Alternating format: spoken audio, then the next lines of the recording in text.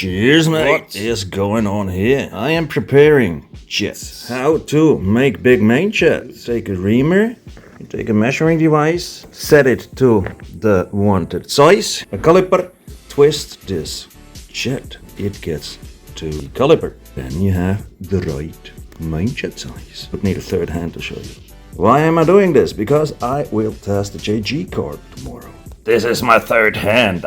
Camera kit, Freak Moped Junior. That's how you adjust the main jet size till it is, oh damn, needs a bit of impatience. I figured out. Ready, set, go.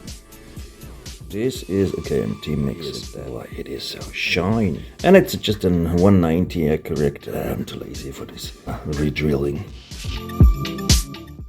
I recommend before you go set your carb, also do check of the size, true size of your jet. Take the reamer, you put the jets on it, and that should be the biggest.